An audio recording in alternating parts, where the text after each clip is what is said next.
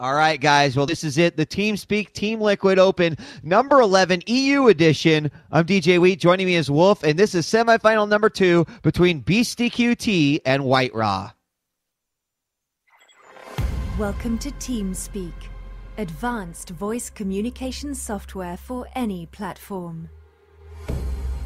TeamSpeak allows groups of people to communicate and share information with anyone, via the internet or through private networks. Using your Windows, Mac or Linux-based computer, all you need is a headset with microphone, and in minutes you can be chatting with others in real time, using our crystal clear voice technology.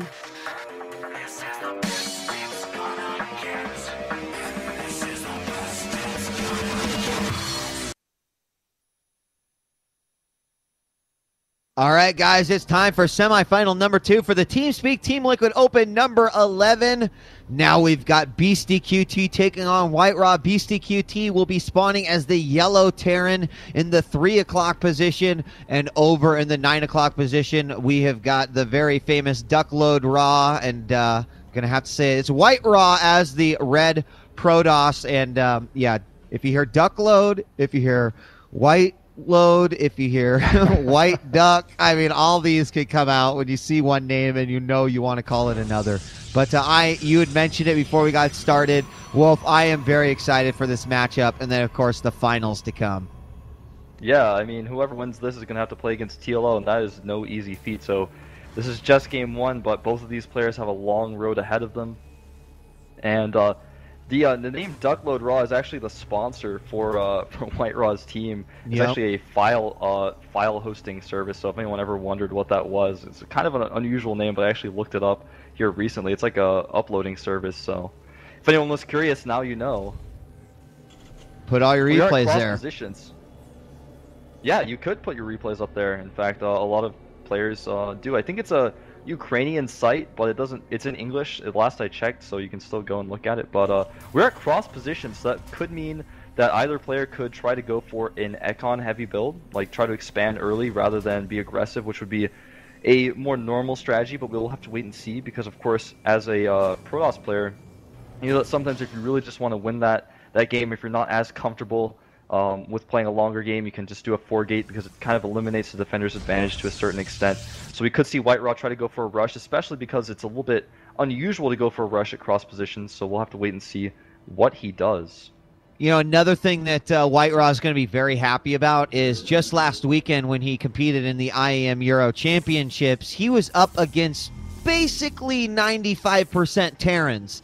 So he saw it all last weekend, and of course went on against the Terran in the finals. It was Zhou. He ultimately lost that series, but we saw some very unique things out of White-Ra as well. We saw a lot of Warp Prism play, a lot of drops. We saw the Gate Robo, the Gateway Cybernetics Core Robo opening, sort of a Protoss 1-1-1. So, you know, that just makes me even more excited to see what the potential of this matchup is. Factory's going to go down for Beastyqt, and then also just not really knowing that much about Beastyqt. Can say I've heard the name before, but I can't say that I've actually seen his play style. And you know, that's one of the cooler things about these TL Opens. We do have one SCV making it way in. Zealots is realizing that he should have worked out a little bit more as he's trying to chase him around, get him out of there. Cybernetics Core is done, and Warpgate is on the way, so we might see a more standard start here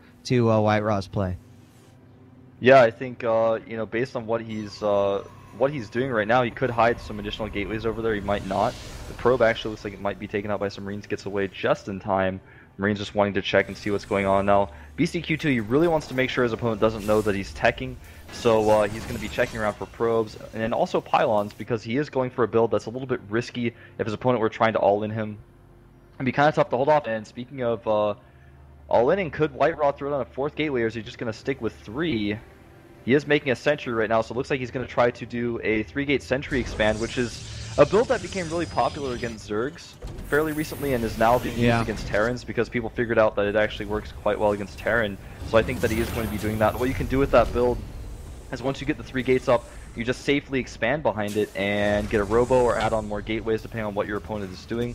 The problem is there's a Banshee on the way, and if Beastyqt gets Cloak, he won't have an answer for that until he gets Robotics. Yeah, and that was one of the things I was just mentioning, is that we are seeing quick robotics come out of White-Ra quite a bit, and it looks like he's not going to choose to go this way, but his warp gate finishes, and new branch could be thrown down here on his tech tree. Meanwhile, the Marines of Beastyqt, I feel like they could be doing a little bit more around the map. He's basically given his opponent full Xel'Naga vision. He's kind of moving out here, making sure that no probes poke up here and see anything. There, he's finally throwing down his command center. That Banshee is on its way. There is still no cloak, and we do see a robo facility going down right now. White-Ra also being so active around the map. Look at that. Marine went over. He's like, no, he doesn't have vision. Probe went back up the moment the Marine went over, but ouch, he sees. Oh my God, another great move there. As the probe sees the Banshee come in, he moves away from the tower, but now he will know that that Banshee is coming as he sets up all of his anti-air units right here. This could be nasty. This could be nasty for Beastyqt. He even has one of his stalkers on the low ground so that the Banshee can't abuse the range, and he almost catches it. Is it going to escape? It looks like it just might. Stalkers are faster, but he is getting away almost. 4 hit points left. It looks like it will escape. Close call there. Wow. Wow, yeah, that was so close. I can't even believe it. But you know what? Again, goes to show how important scouting is. And if you can be as active as White-Ra in your scouting, like, that was unbelievable. He kept his own probe out of vision and maintained his own vision. That Banshee has basically been denied at this point as it sits over there with 4 HP. And you know what? That Stalker's not done. That Stalker knows he's going to be patrolling. It looks like he might miss him here. But yeah, that actually puts White-Ra in a great position. He does even take out that Banshee. And that is just one of those things that's really important. If you're a newer player and you lose to Banshees a lot, or you always feel like you don't really know what's going on, and you feel like, oh, it's so hard to scout, I don't know if he's going for Banshees or not. That's one of those things you can do. Always take the towers and have a Stalker running around, or have a Hellion running around, as we see Beastyqt doing right now, because that way you're never caught off guard, you're never caught by surprise, and that's just something that's really, really important.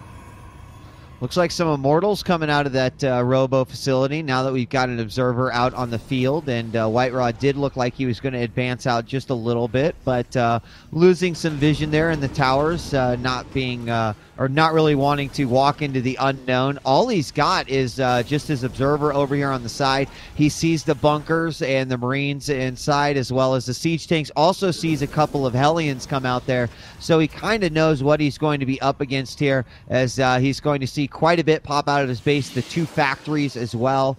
So he's definitely getting a lot of mechanical units, as he's just got the single barrack. So a lot of great information picked up there by White-Ra. Yeah, White-Ra doing a pretty quick Templar Archives. I noticed him actually doing this fairly recently, where he just gets the 1 Robo, and he doesn't make a Bay at all and until later on, and he makes only Immortals out of that, so he can deal with the mech that his opponent is making. Also deal with Marauders quite easily in the earlier stages of the game. And he gets that Storm as quickly as he can, and he takes a very safe 3rd base, because he knows he can't break his opponent, because his opponent has bunkers, has siege tanks up, so he's just going to play a standard game and not get the Bay, because he knows his opponent already has a starport. And that's something that a lot of Pro-Toss players should try to keep in mind, is when your opponent tries to go for a Banshee opening and you see the Banshee, you know he has a starport, so if you try to go Colossi, you have to keep in mind that he's going to be able to outproduce Vikings faster than you can make Colossi, so you'll never really be able to keep up that way. So it's better to just make Immortals and throw down on Twilight Council. We have a drop! 2 Hellions sneaked in there. Got maybe a probe or 2 though. White-Ra totally on top of things. He's actually not going to take out that dropship right away, but he was able to clean up those Hellions quite easily. Yeah, good catch there by White-Ra. Now, I'm kind of scratching my head just a little bit with the Templar Archives. He did scout his base. He saw the 2 factories coming out. He knows that it's basically going to be Hellion siege tank. But, it seems like he's already on top of Immortal production, and that seems to be like it's going to be phenomenal here for this composition, but I'm just not quite sure about... Oh, here we go. He's loaded up the Warp Prism. He's got 4 Templar inside, and he may just go over to do some devastating damage here on these workers. So, okay. I shut my mouth now. I'm excited to see what's going to happen from this, and that's why I was scratching my head and why White-Ra is playing in these tournaments. So I'm excited to see what's going to happen here, because I think he is going to crush whatever army that we see Beastyqt throw at him. Hellions tried to do some harassment there. The natural word picked off immediately by White-Ra. He's so on top of everything. And notice Beastyqt has missile turrets everywhere, almost as if he's playing on like a money map or something in StarCraft 1. Like, nothing is going to get into his base. No way. Even has a Viking patrol. And White-Ra, his drop that you were talking about just a moment ago with those Templars, is going to be stopped probably. It looks like this Viking may take out the Warp Prism. And he's going to drop. No, he's not able to drop anything out of that Prism. And those Vikings took it out quite quickly, and that's the reason why a lot of people don't use Warp Prisms, because they're so fragile. They're like paper airplanes. Viking can take it out so quickly, you can't even save your units. But really, really nice play by Beastyqt, spreading those missile turrets out perfectly. They don't overlap each other at all, and he's really staying on top of things, already researching the Mobius reactor and producing ghosts to be on top of the Templar as well. Yeah, I mean, that was really unfortunate that he shut that down. Here come a couple of Hellions. Oh my gosh, they'll skirt right around the army of White-Ra, and they will make their way into the third. Luckily for him, he's got a couple of stalkers that he's kept back, but these Blue Flame Hellions will take out a few probes here. They won't do a ton of damage thanks to a nicely placed photon cannon there in the main, and White-Ra may decide, you know what, it is time. He has got Observer out there. We're going to see another set of Hellions move out, probably move right into the army of his opponent, and if White-Ra takes these out, it will just be an easy push into his opponent's base. Those siege tanks going to basically be negated there by those Immortals. He's got to know that this push is coming. He may want to counterattack there with those Hellions, but we'll have to see how he decides to play this one out. Yeah, it looks like he is going to try some of those Hellions. I think White-Ra is going to wait for charge to finish, because it's nearly done, and as soon as that finishes, it's going to be a great time to attack. And these Hellions are going to try to force target some probes here, and there are 2 photon cannons, so it might not have been the best choice to try to engage here. But we can try to get some probe kills here and there and avoid the photon cannons, which he is doing well. And White-Ra looks like he's actually going to turn around. Maybe a little bit of an overreaction because of those Hellions, but he just doesn't really have much of an answer back here besides these photon cannons, so it might be the right choice. But I think maybe a little bit of overreaction. Yeah, I mean, now the charge is finished, he'll be able to at least do some damage with those Zealots. I think he actually could have done a lot more had he gone to the natural expansion. There was not a cannon over there. There was just a few Zealots. And, there's a little bit of room there for that Hellion to maneuver. And look at that. We're going to see the commands, or the orbital command get, at least vision of from White-Ra, as he will see it try to flow over to, I'm assuming, the gold here. And that, of course, will give Beastyqt a lot of vision of what he's going to be up against army-wise. Now, there is a huge, huge number of siege tanks, and there's a scan right on top of the army of his opponent. We've got another Warp Prism in here as well. Let's see how he's going to utilize these. He's still got to be careful, even though he's got this great little army composition. He is denying his opponent a third right now, staying here and attacking from this position, but this could be... I mean, look at how defensive Beastyqt is here. Wow. Yeah, I mean, if you look at the unit counting station, there are 15 siege tanks. And in StarCraft 2, siege tanks don't overkill, so they're very smart. They attack intelligently. And attacking into those siege tanks would be the last thing that White-Ra wants to do. What I'd like to see White-Ra do is he is taking a 4th base, maybe even take a 5th base right now. Keep denying the expansions with that army that he has. Attack only when the tanks are unsieged. And just keep his bases running, and then start adding on Stargates and try to make a either Void Ray or Carrier transition to deal with those tanks, because dealing with those tanks, the way they're stacked up right now, is just not going to happen. He's going to deny the space yet again, and Beastyqt is feeling really contained right now. Yeah, I was sorry I HUD, because I thought those Templar were going to walk right into those Hellions. We have another Warp Prism going down to the Vikings, and that has got to be annoying. That time it only had 2 Templar inside, but he's going to try to see if he could go over there. Of course, all of his Templar are with full energy right now, and we do have a couple of Ghosts out on the field, so some good EMPs. In fact, we got 4 of them, and look at this army mobilizing here. Did he see it with the Observer? He did scan up there. There's a big scan on the army of White-Ra, and we are going to have a siege just outside of the base. Oh, this is kind of nasty. Is White-Ra going to go ahead and attack into this, or is he going to possibly retreat and go around through the outside? Well, it could all happen and unfold right now. I'm really nervous. This is such a tense moment for both players. And White-Ra looks like he's going to go forward, maybe into the siege tanks. Here he goes, moving forward. Guardian shields up. Immortal's not in the best position here. Nice storms, but nice EMPs also. Every single Immortal EMP. That means the Hardened Shield will not activate, but I think White-Ra is going to win this fight. He just has too many Immortals left over, and the Stalker's going to do quite well. Blinking on top of the tanks, the Immortals going to try their best to clean up. Vikings landing to try to help, but it's not going to be enough, and it looks like White-Ra will clean this up. He's going to lose his entire army, but he's reduced the army of his opponent so much, and his third base isn't even up. It's trying to land. There's more Zealots coming in, and actually, it looks like White-Ra might be able to just win this game right now.